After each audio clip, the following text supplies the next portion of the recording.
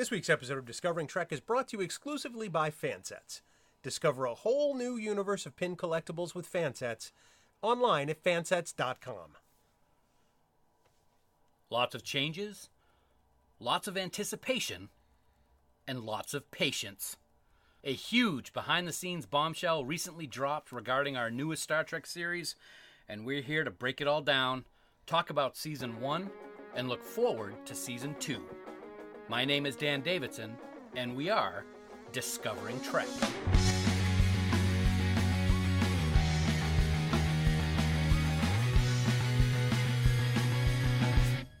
Welcome to the Summer Spectacular episode of Discovering Trek, the Star Trek Discovery Companion, presented by Fansets.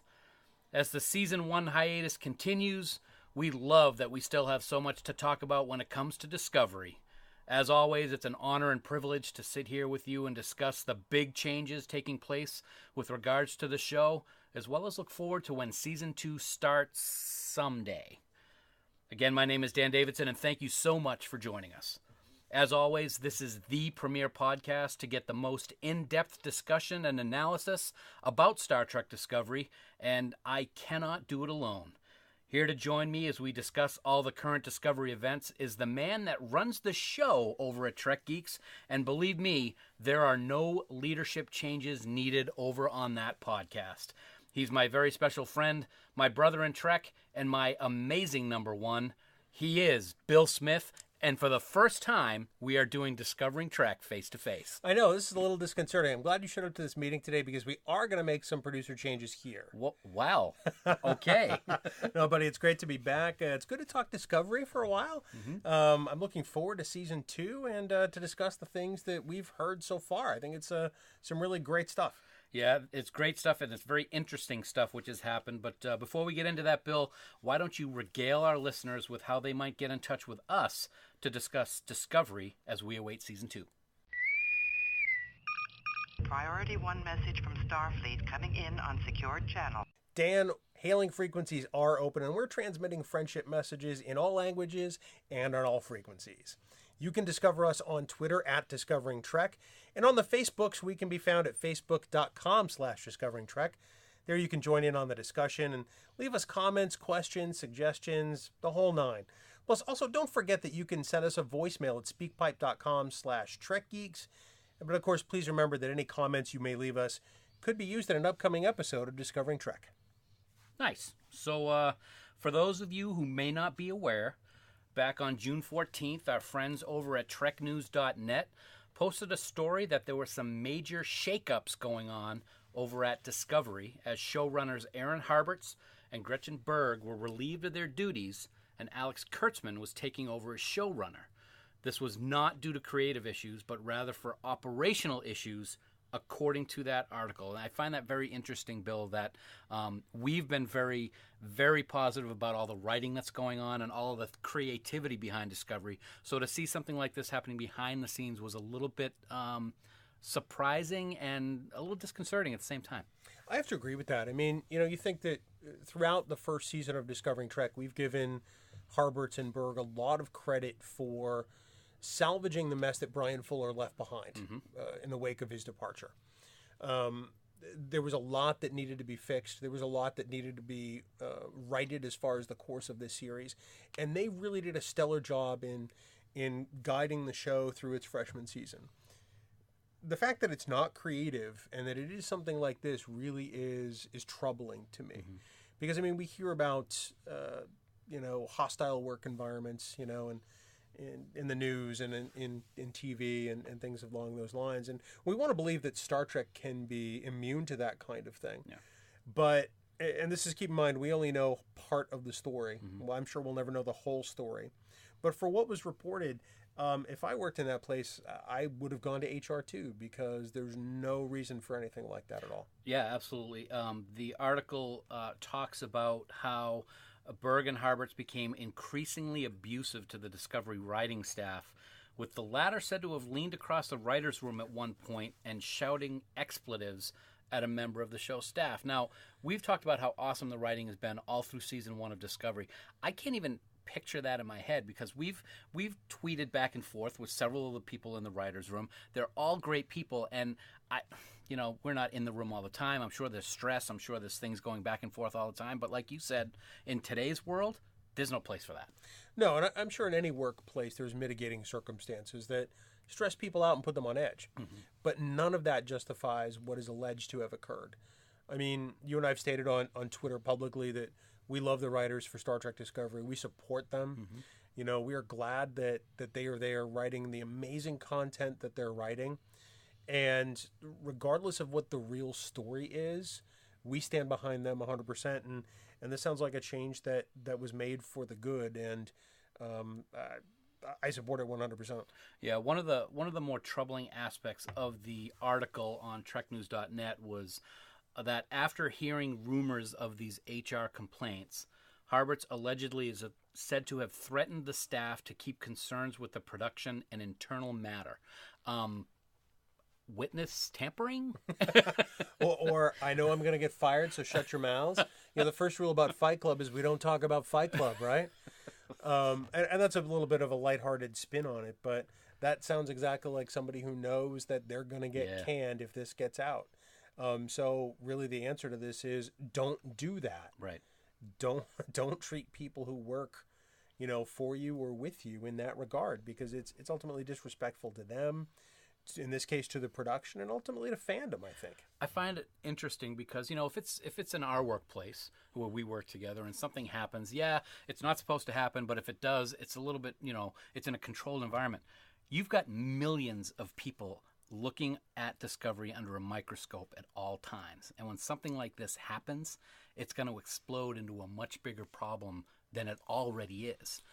And I find it really amazing that the level of the severity of what happened actually got to that point based on that. Well, the other troubling part is we all know there's a vocal minority of Star Trek fans that will say the negative things about Discovery every time they get the chance. Mm-hmm. We know that exists. And when you look at the prospect of the third showrunner in 2 years, which is really what we're looking at. Yep. You've had Brian Fuller, you've had Berg and Harberts, and now you're going to have someone new, which we'll talk about later on. Mm-hmm. It doesn't exactly, provide a sense of continuity to those fans. I'm sure the gut reaction from those gatekeeper fans is, oh, well, they can't keep producers on that show, so why should I bother watching it? Yeah. When you look at other Star Treks have gone through similar things. Look at the original series. Mm-hmm. Gene Roddenberry left after the second season over a dispute on the time slot with NBC. Sure. And I'm sure NBC thought he was bluffing, and he said, I'm out of here. And that left Freddie Freiberger to run season 3 of TOS. Right. Now, people can say what they want to about season 3 of the original series, but there's some really good Star Trek in season 3. Brain and Brain, what is Brain? Brain and Brain, among other things, Yeah.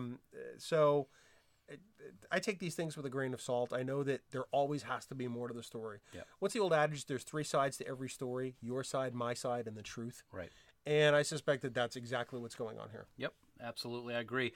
Also in the article, budgetary concerns were mentioned, which means that the remainder of the season, and as we record this, apparently the show is already near finished with its first 5 episodes. But the budget will need to be a little bit leaner, a situation that has actually been a good thing for Discovery in the past.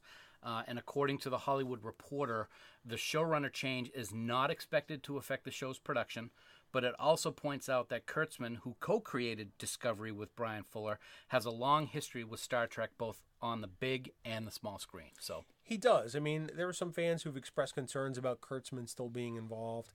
I mean, I understand why they feel that way. Into Darkness was not the greatest film, but we've got 15 episodes of Star Trek Discovery, which he is the co-creator of, to sit back and go, you know what? Star Trek is being treated amazingly well with this series. It's true to Star Trek. It's some great television. And I said a couple of weeks ago that I can't imagine he's going to be running this show for very long. And as it turns out, he may not be. Well, we shall see. Lots of great stuff to look forward to. Like you said, and I said, we're a little bit nervous about what we saw come out a couple of weeks ago, but time will tell, as it always does. So, Bill. Dan. You going to Vegas? I am going to Vegas. Are you busy on Friday, August 3rd? I am a little busy on Friday, yes, August 3rd. we are. And so are you, my friend, as we're going to be hosting the only Star Trek party taking place on the legendary Las Vegas Strip for the second annual Fan Geeks Party, sponsored by Fansets and hosted by us, which is pretty amazing.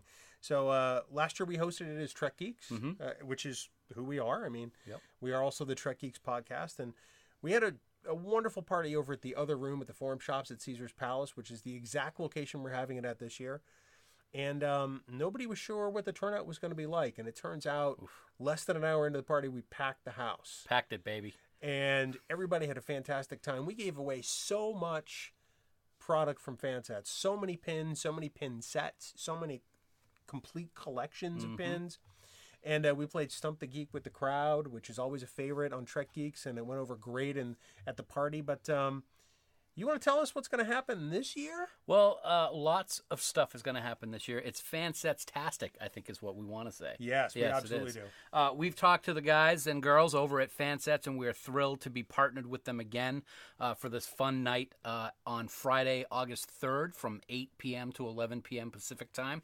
We want everybody out in Vegas to come on by and take part in the fun, because as part of the fun, like you said, they're going to be giving away lots of stuff. And to quote Lou from Fansets, the prizes that they are going to be giving away this year are going to dwarf the prizes given away last year. And anybody who was at last year's party knows those were some pretty awesome prizes last year. We gave away the TNG 30 set, which was amazing. We gave away a full set of Star Trek Discovery pins. We gave away a full TOS set, Alien sets, you name it. I mean, based on what Lou has told us and the things they're going to give away, I'm truly stunned that they're going to trust us to give away all of this stuff.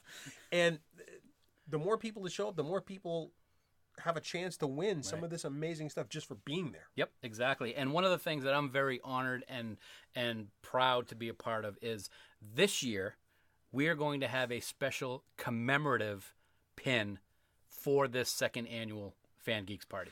We are. It looks just like the legendary Welcome to Fabulous Las Vegas, Nevada sign. And it's totally for Fan Geeks 2018. I'm pretty excited by it. On there you see fansets.com and trekgeeks.com. So, we get some dual billing there. But everybody who comes to this party is going to get one of those right off the bat. Plus door prizes, plus special prizes, plus trivia giveaways, plus who knows. And all happening the Friday of STLV at the other room. That's the name of the bar. It's at the Forum Shops at Caesar's Palace. And we hope everybody shows up. Completely free. There's going to be drink specials and discounts on food. So come on and have a great time with some Star Trek fans. We've got the run of the whole place, including the patio on the Las Vegas Strip. Outside. The only Star Trek party on the Strip last year or this year. And we're hosting. It's going to be awesome. And the other thing that's going to be awesome is we will have pumping through the speakers all night long, year 1, year 2, year 3, year 4, Trouble with Tribble, Spock's Brain, all of 5-year missions music is going to be pumped through all night long because it's not a Star Trek party without 5-year mission. A shame they can't be there in person. Yes. We wish Creation had chosen otherwise, but we're going to make it as great a time as we can, and we hope everybody comes on out to the other room at the Forum Shops at Caesar's Palace, the legendary Caesar's Palace, I have to say. If you're going to hold a party in Vegas, why not hold it at Caesar's? That's all I'm saying. That's all I'm saying. Fansets is pinpoint accuracy. See their entire line at fansets.com, and as always, we thank our friends at Fansets for being our exclusive sponsor of Discovering Trek for Season 1, and again for the upcoming Season 2.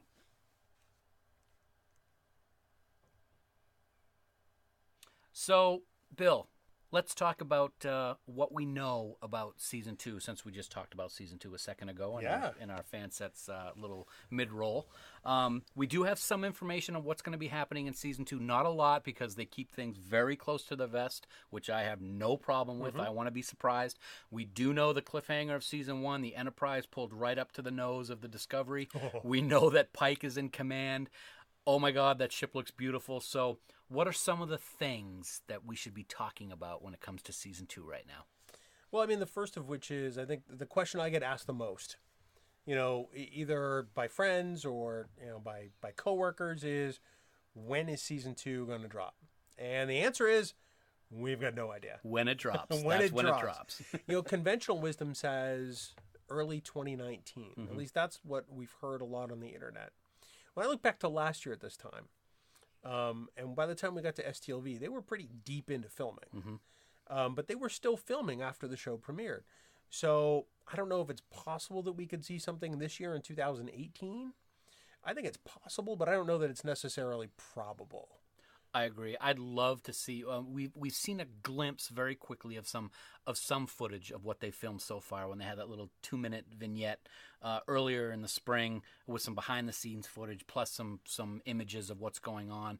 I hope that in Vegas they have a little bit more to whet our appetites, whether it's a trailer, whether it's some other kind of small little video about what they're doing, because like we talked about earlier, they've already completed 5 of the episodes, or just about done 5 episodes, before they go on the planned hiatus before all of the changes took place a couple of weeks ago. Right. So it'll be interesting to see. One thing we do know, based on some information we found on the internets, is that there are going to be 13 episodes for season 2. At least that's what we know right now. That could change. It was 13 last year to start, and that got bumped to 15. So, Well, it got bumped to 15 because of that 2-episode prologue that essentially establishes, what Michael Burnham did. Michael Burnham's original sin, if you will. Yep. And I think that's the only reason why it was extended to 15. Because I think that Fuller, probably went to the network and said, look, I need 15. Yeah. We've got this, but I got to tell this story. And I think that's, I don't know that that's how it went down, but that's how I imagine it did. But I think that 13 is probably set in stone to some extent. All right. I don't think it'll change, and I think that 13 will be the norm for this series. Okay, I can go with that. Filming started on April 16th of this year, 2018, and is scheduled to wrap up November 8th of 2018. So they will be filming while we're in STLV and continuing along, but like we saw this year, might not be filming by the time the actual season starts, especially if it starts in 2019. So that's very interesting. They will be filming again up in Toronto, Canada at Pinewood Studios. So we kind of get the ballpark figure, so to speak, of what's going to happen in season 2. Yes. Jeff Russo will be returning for music, which is just awesome. I'm really excited about that. I have now both volumes of the Discovery soundtrack, his music that he's written for the series, and it's wonderful music. I rank it right up there with a lot of the other albums from the other series. It's stuff I really enjoy listening to. Right. And I'm really psyched that he's back on board. I'm glad there were no changes in that department, because it tells me that thematically, at least from music, it's going to be similar. Yeah, right. There's always going to be some differences based on what's going on, but it's not going to be so radical a change that we go, what's that? Sure. And I'll say that the opening theme has become something that I've really fallen in love with. At the very beginning, the first time when I saw it out in LA at the premiere, I was like, it was catchy and it was good, but it was like, oh, okay, what am I going to think of this? I love it. So much so now that I'll be in the car with my wife and I'll just start humming that tune and she'll start humming it along with me. So very happy to see Jeff Russo's coming back. We need video of that. That's got to make That's YouTube. never going to happen. Let's speak about the first episode. We don't know anything about it yet, of course, but we do know that new showrunner, Alex Kurtzman, which we'll get into in a little bit, will be directing the first episode, the season 2 premiere. I think is very cool. I'm very happy about that. Kurtzman clearly knows what he's doing. He spent enough time in television. I'm sure that he'll do a fine job. I'm kind of happy that Akiva Goldsman is not back. I'm sure we may talk about some of those changes later. I'm not sure. Because I don't read these outlines ahead of time. Good homework. Yeah, I know, right? Yeah. But I think it makes sense for Kurtzman to direct one or possibly more. Who knows? Obviously, it's his prerogative as co-creator, and why not? Sure. You want some good news also? I would love some good news. There's always good news with Discovery, but some guy that we're familiar with who kind of had some important things going on in Star Trek back in the day, Jonathan Frakes, will be returning to direct episode 2 and episode 10, which was the same episode he directed in season 1. Never heard of him. Who? Who? Yeah, what? Franks? Thomas? Thomas. No. Franks. I'm very excited that Frakes is back. He's a director, when you see his stuff, you see his name on the screen as a credit, you know it's going to be a quality episode. Doesn't matter if it's Star Trek, doesn't matter if it's some other property. He once directed an episode of Agents of S.H.I.E.L.D., and I went into it going, oh, Jonathan Frakes directed this? Oh, I know it's going to be okay. Yeah. So he brings a level of quality and understanding to the subject matter that I think is unparalleled. One of the things that I like when we saw episode 10, everybody in the cast seemed to love what he did as director in that episode. He really made people feel comfortable. It was a very nice kind of family type situation when everybody, of course, he's Star Trek, so of course he's like one of the all-time greats in Star Trek. So it's good to see that he's going to be back for that episode. Let's talk some cast while we have. Of course, all the regular cast from last year is going to be returning, with the exception from what we're seeing online. It does not look like Jason Isaacs will be returning, at least as far as we know, in season 2. Well, I mean, that's the thing. How can he really, right?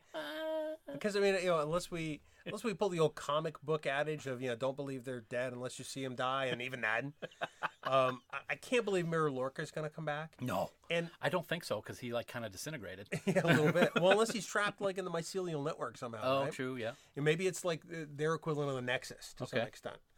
How do you really feel? But I can't. I have a hard time believing we're going to see Prime Lorca. Now, of course, this whole season on Discovering Trek, we made predictions every single episode. Yes, and we were wrong 99.6% of the time, roughly.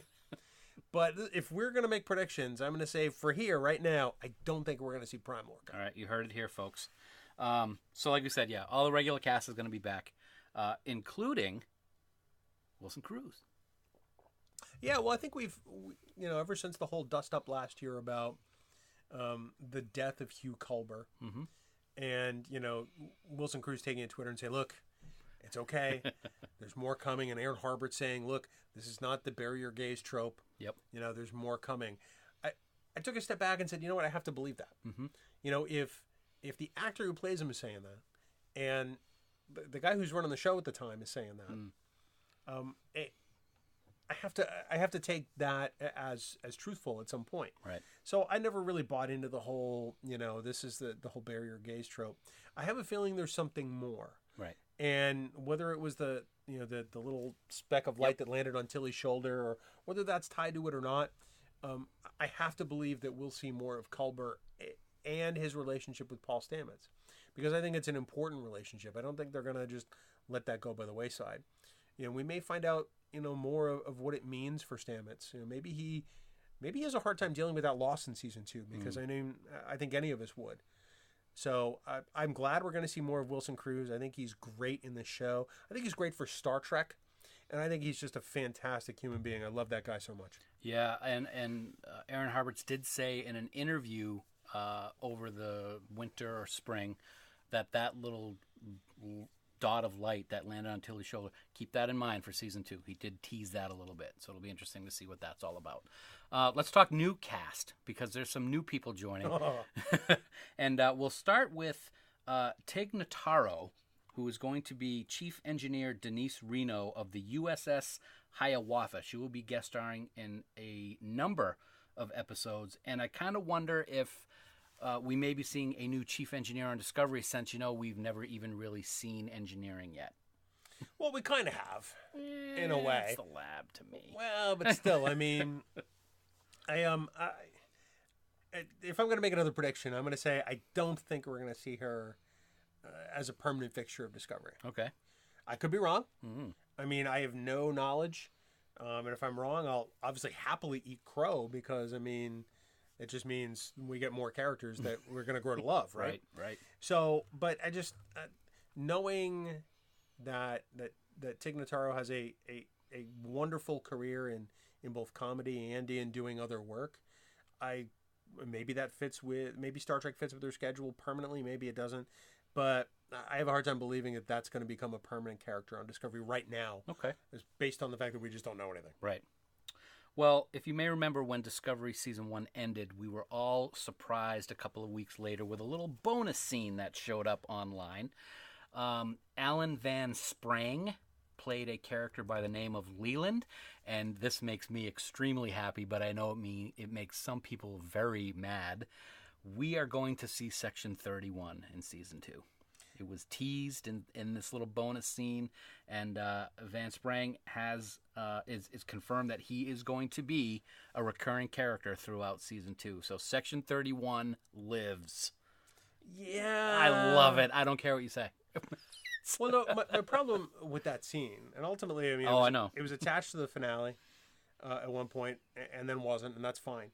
But, I mean, Section 31 is a clandestine organization of spies. Mm-hmm. And why they'd have their own badge that says, hey, I'm Starfleet, I'm not really sure about. So I don't know if this is another thing we're just, that we've inherited from Goldsman, because remember, we saw those black badges for the first time in episode 3, which was the episode, he directed. Mm-hmm. I think he probably wrote it too.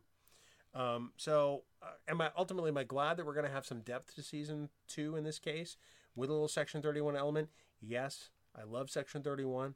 I just, I think I'm not a big, as much as I love the way the badge looks, I think it's a bit of a misstep. I know exactly why they have the badge in Section 31. Why? Because fools like you and I will buy them.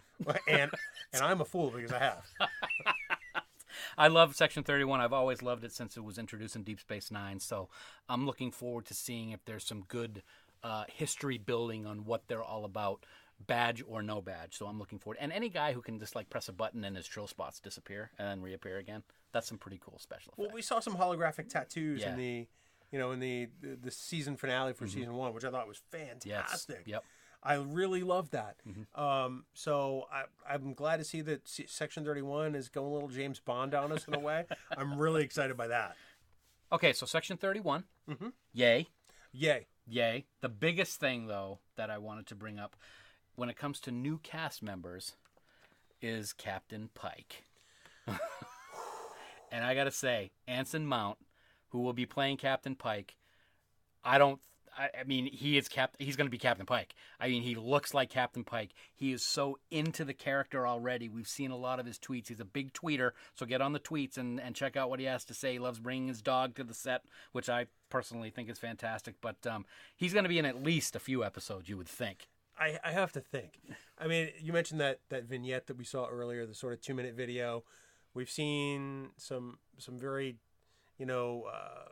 blocked views of some TOS-looking uniforms. Mm-hmm. I think that Anson Mount is a fantastic choice to play Chris Pike. It'll be interesting to see which Chris Pike we get. By the time we see him in the cage, he's burnt out. He's tired. Right. He's tired of deciding who lives and who dies. Right. Mm-hmm. And it'll be interesting to see where that character is in his arc at this point. Right. Because it's probably not far from the cage. We know that Discovery takes place 10 years before the adventures of the Enterprise with Captain Kirk and Mr. Spock. So we have to think that the cage can't be far off from this. So Pike could be exhibiting some of that burnout. Mm-hmm. He could have some of those same feelings. Maybe that adds to some tension. I think that's going to be very exciting to see. But Anson Mount is just killer casting for this role. He's a guy I've seen in a bunch of things. He was great on Hell on Wheels on AMC with Cole Meany from Deep Space Nine. Right. He recently had been attached to Marvel's Inhumans on ABC, which was canceled pretty quickly. Yes. So it's the only thing I'm happy about in that regard, because it means he was available to play Pike, and I can't wait to see what that has in store for us. Because like you said, we know we're going to see him in at least one episode. At least one, yeah. And probably a lot more. I kind of hope when they wrap up the Pike storyline that if it can be figured out to be the correct time, that he's leaving the show, quote unquote, and he's on his way to the planet where he lost some. What planet was that? Talos 4? No. When he went to where the guy in the cage, the guy with the big shield, was fighting. When he had, I forget what Rigel planet. 7. Thank you, Rigel 7. Rigel Maybe 7. he's on his way to that planet as he leaves. But I'm not in the writer's room, so I don't write this stuff. Maybe that's where the song "Moon Over Rigel 7" comes from. Okay. A little Star Trek 5. I like that reference. Yes, I like that a lot. So yeah, lots of cool stuff happening. Great cast announcements, and whether it be prior to STLV, during STLV, or after STLV, any new news that comes out, we'll be sure to bring it right to you here on Discovering Trek. Black alert. Black alert. So, Bill. Dan. We talked about Season 2 a little bit. and we know that there's lots of stuff to chew on about those leadership changes behind the scenes that we talked about earlier in the show. And even though we have our concerns, at the same time, I think you can agree that we're cautiously optimistic about what's transpired behind the scenes. Yeah, no, I think we are. I think that it's not a show that, is going to be paralyzed from some of these changes, I think. I think there are enough creative and dynamic individuals behind this show to keep it propelling forward at a quality level. Mm-hmm. I don't think they're making some missteps with some of these changes. I think they make sense. I think it's good for Star Trek, and I think it's good for this cast and crew. Right. Well, in addition to the big shakeup announcement from June 14th, just this past weekend as we record, which is today is July 2nd, 2018, we had another big announcement with regards to Discovery and leadership. So why don't you tell us about what's going on with that big news? Yeah, definitely. James Duff, who was the creator of the TNT original dramas The Closer with Kira Sedgwick and Major Crimes with most of the cast of The Closer and Mary McDonnell from Battlestar Galactica. Okay. Has joined Discovery as an executive producer. He is already got some Trek cred to his name. He wrote the story for Fortunate Son from Star Trek Enterprise Season 1, as well as you've seen him in the documentary For the Love of Spock, if you've watched that, talking about the impact that both Spock and Leonard have had, and talking about the importance of Kirk and Spock. In addition, Olatunde Osunsanmi was a co-executive producer and a director of episodes 4 and 13 of Discovery's first season, has been promoted to executive producer, which is awesome. Yes. And Jenny Lumet, who had joined the team as a consulting partner for season 2, has been promoted to co-executive producer. So I think a lot of these changes make sense. Between Duff and Olatunde Osunsanmi, I think these are good moves. Duff has obviously run a series before.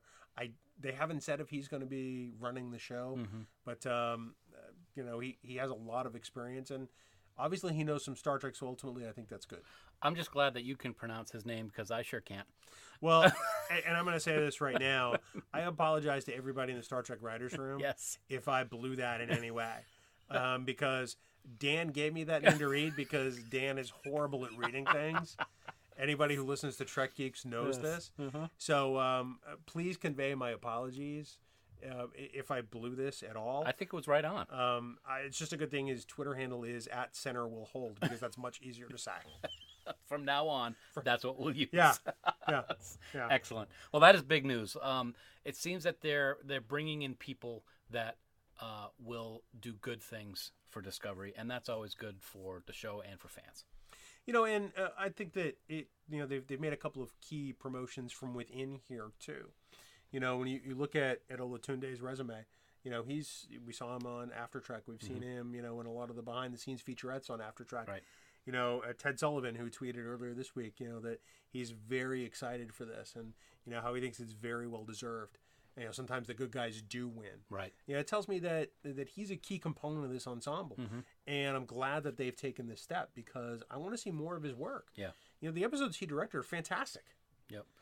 Now let me ask you this. Is it possible? Well, I think the answer is yes. I think I'm answering my own question. Even though he's an executive producer, he can still be a director of any of these episodes for season 2. I think that'd be great. Sure. Because those episodes that he directed in season 1 were really good. I agree with you entirely. Yeah. Well, before he was a co-executive producer, so that's true. Yep. He absolutely can. I hope he does. I hope we see a lot from him and Frakes this season.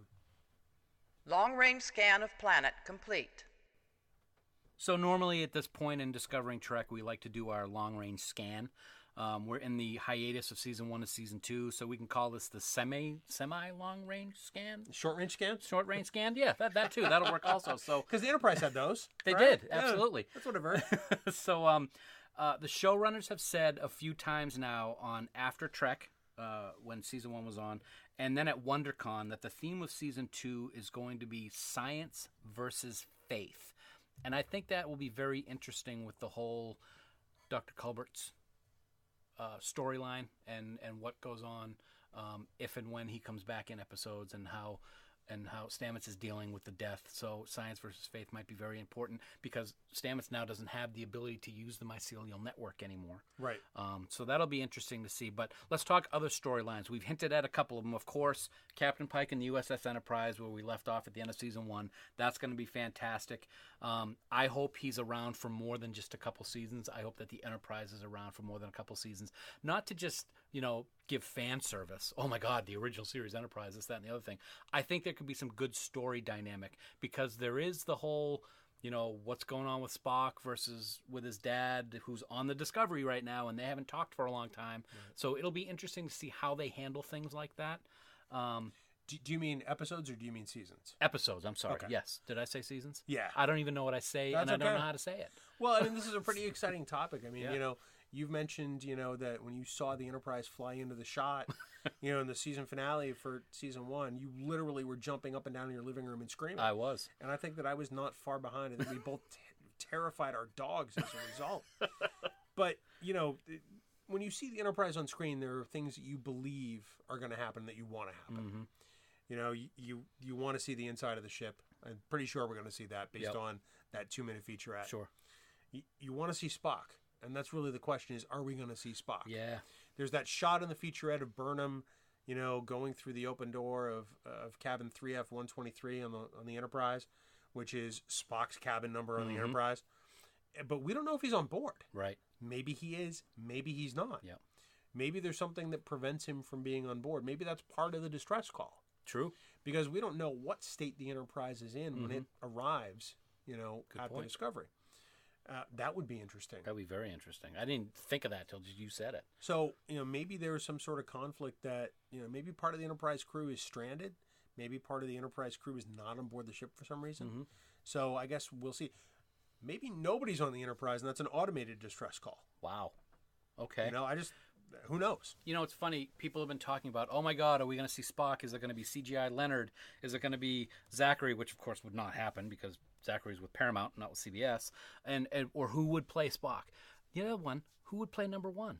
If number 1 is in, of course, Majel can't play number 1. So that's something that I've thought about from time to time also. It'll be interesting if they're able to bring one or both of these characters on the screen for any time frame that won't cause a huge tidal wave of emotion either for or against when it happens. I think we're going to see Spock. I think we almost have to see Spock. I don't think it'll be Zach Quinto, although it could. Yes, I understand that his version of Spock is attached to Paramount, but if they wanted Zach Quinto as Spock in Star Trek Discovery, they would get Zach Quinto as Spock in Star Trek Discovery. I mean, it's that simple. Okay. I have to believe it's that simple. Yeah. I mean, that's why agents and producers and networks deal with contracts. Yep. They'd find a way to make it work if it really was what was going to happen. Other than that, I can see them casting somebody new as younger Spock. Mm-hmm. I'm okay with that, too. I can't imagine he's going to play a pivotal role. But again, I could be wrong because we just don't have any idea. I would like to think there could be a scene with him and Michael Burnham. That's what I would want to see the most. Anybody who's read David Mack's wonderful Star Trek Discovery book, Desperate Hours, because I always confuse it with Dayton Ward's Jurassic Measures. But Desperate Hours has some great scenes between Spock and Burnham. Yes. And also between Captains Giorgio and Pike. Yes. It is a fantastic read if you haven't had the chance to read it. But I would love to see a scene between Burnham and Spock.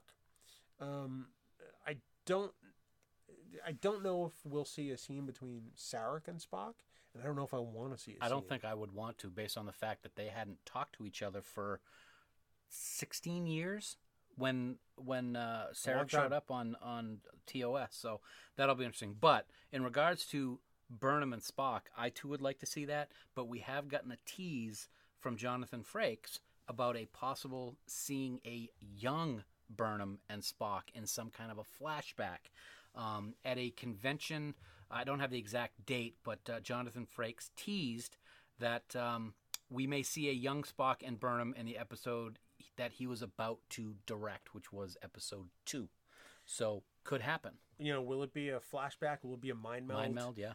Will it be some other sort of Kotrick experience like Burnham had with Sarek? Sure.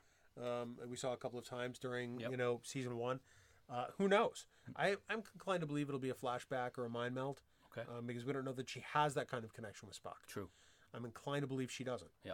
So I think it's going to be great. I like backstory. I think backstory is good, especially for that character. I think we need to know more about Michael Burnham because there's a lot of gray spots in what we know about her that I'd like to see fleshed out. And some of the people that have spoke negatively about Discovery has been the fact that they're bringing in this character of Michael as part of Sarek and Amanda's family. And being able to fill in those gray spots, like you said, might help to smooth over some of those hard feelings. It might be difficult, but I think it'd be great. I don't think anything is going to smooth over anything for those people. I mean, let's forget about the fact that Spock just didn't talk about his family. True. In Journey to Babel, his two best friends on the Enterprise have no idea that the Vulcan ambassador and his wife are his parents. Right. We get to Star Trek V, The Final Frontier. His two best friends have no idea he's got a half-brother. Right. Another son of Sarek. So, we know that it's only in Spock's nature to talk about things when they're relevant. And he wouldn't have talked about Michael Burnham before because it was never relevant. I imagine if somebody had asked him, hey, Spock, do you have a human half-sister or foster sister? He would have said, yes. Yeah. Otherwise, I don't think it ever would have come up. So I think it squares with canon. I think that the people complaining about it just are looking for something to complain about. He's not the best co-host on podcasting for any other reason than stuff like that, folks. Here's one thing that I'm looking forward to seeing in Season 2, and I really hope we see it. I've talked about it on Discovering Trek, and that's Saru. I mean, I love Saru. I want to know more about the Kelpians. I want to know more about what the hunter race of the Kelpians is, because he's pretty formidable when he needs to be as the race that is quote-unquote hunted on his planet. So I'd love to see what happens. On the season finale of After Trek, the showrunners did say that we'd see more Kelpians in Season 2. And then at WonderCon, a former showrunner, Aaron Harbert, spoke about Saru specifically, saying, quote, "You will learn more about Saru in Season 2.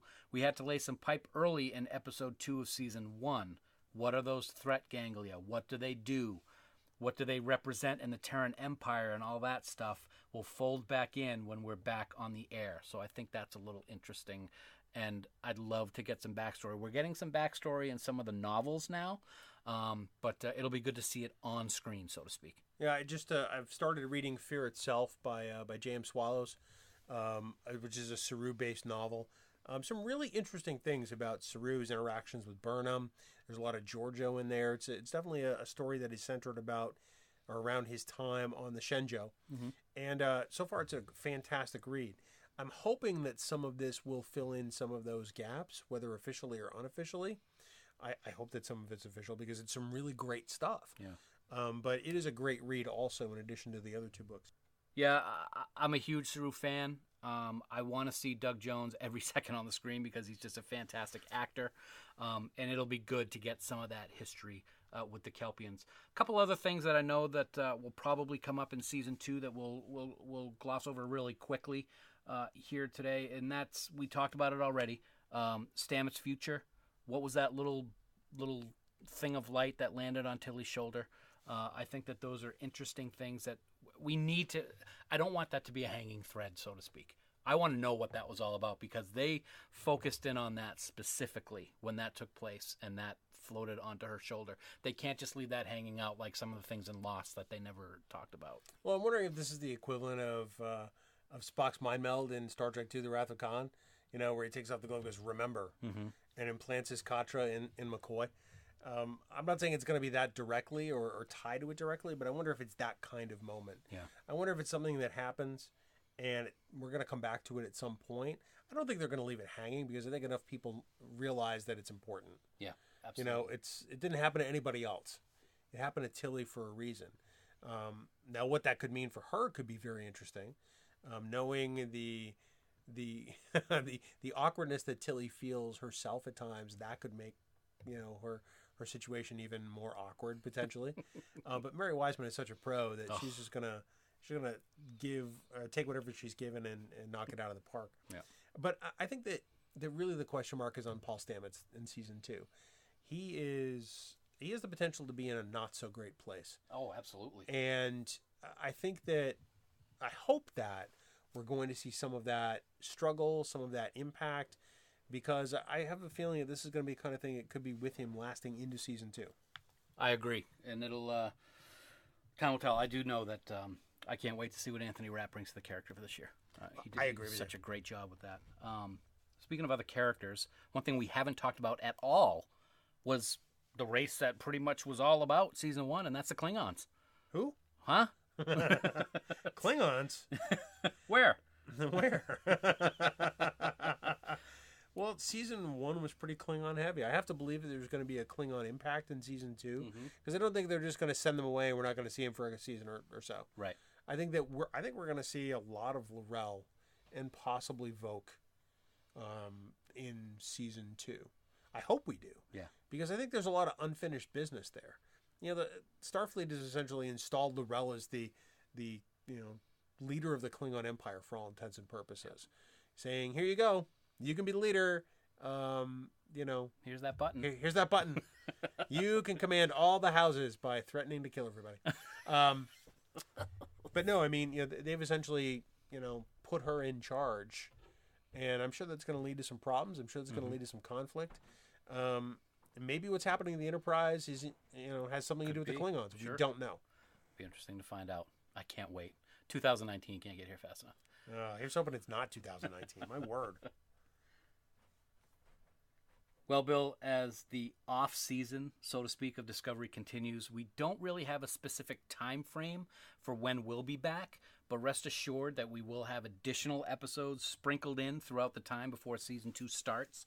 Of course, as we record, as we've talked about, STLV is right around the corner, and we will be listening very closely for any Discovery-related stories to bring to Discovering Trek. Absolutely, Dan. We're kind of looking at this as the wrap-up of Season 1 for Discovering Trek.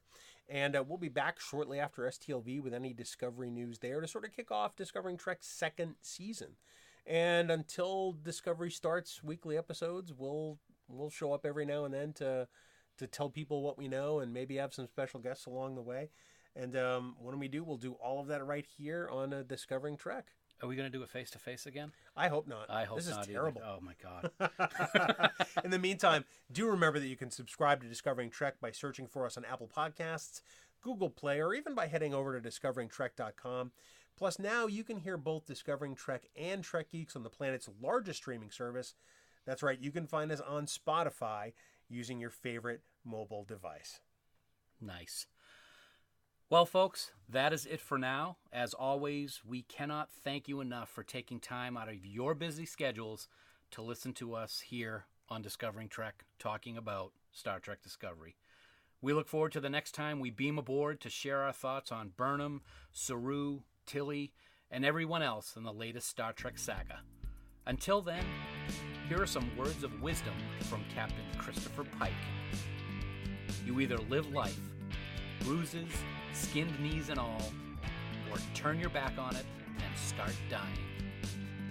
And until next time, never stop discovering. Music for Discovering Trek is provided by 5 Year Mission. They're writing one song for each episode of the original Star Trek. Download their music at 5yearmission.net. Discovering Trek, a Star Trek Discovery companion, is a production of Trek Geeks. Executive producer Dan Davidson. For even more Star Trek discussion, check out the Trek Geeks podcast, available on Apple Podcasts and TrekGeeks.com.